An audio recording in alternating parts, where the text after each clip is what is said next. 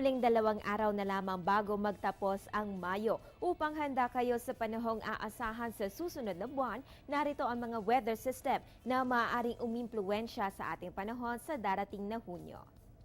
Kadalasan sa buwang ito nagsisimula ang pag-iral ng southwest monsoon o hanging habagat sa ating bansa.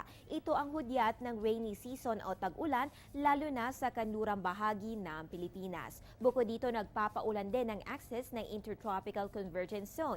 Ito ang breeding ground ng mga low pressure area at mga bagyo na siya rin ating inaasahan sa susunod na buwan. Kung bagyo ang pag-uusapan, tuwing June, 2 hanggang 3 ang bilang ng bagyo ating maaaring bantayan. Kadalasan, ang track nito ay nagre-recurve, nagla-landfall dito sa may Luzon area at dumadaan naman sa may Visayas. At dahil inaasahan natin ang mas madalas na pag-uulan sa susunod na buwan, maghihanda sa mas maraming thunderstorm formation.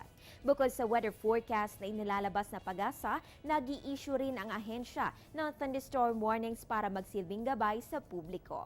Isa dito ang thunderstorm information na nilalabas kapag mababa ang posibilidad ng thunderstorm formation sa isang lugar within 12 hours.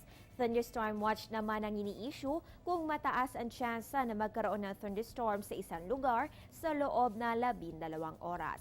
At thunderstorm advisory naman ang inilalabas kapag tiyak ng may magaganap na pag-uulan dulot ng thunderstorm sa isang lugar sa susunod na 2 oras.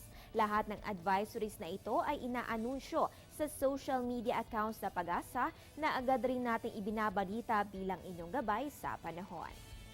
Kaugnay nito, narito ang mga bagay na dapat ninyong isaalang-alang bago, habang at matapos ang isang thunderstorm sa inyong lugar.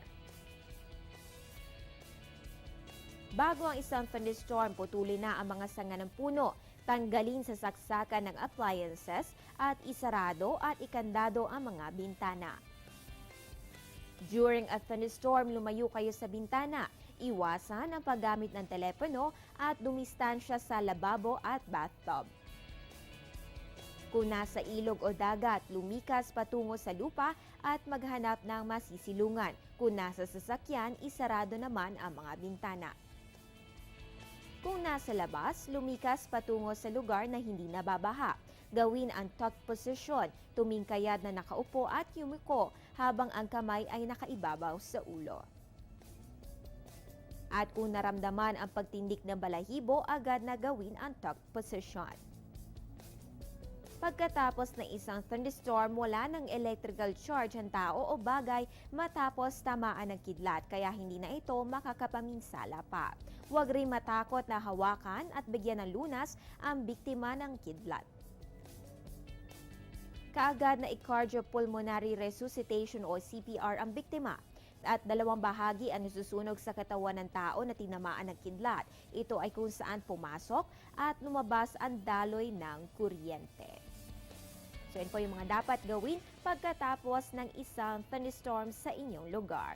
Iba pang impormasyon sa ating panahon, ang tabayanan sa aming pagbabalik.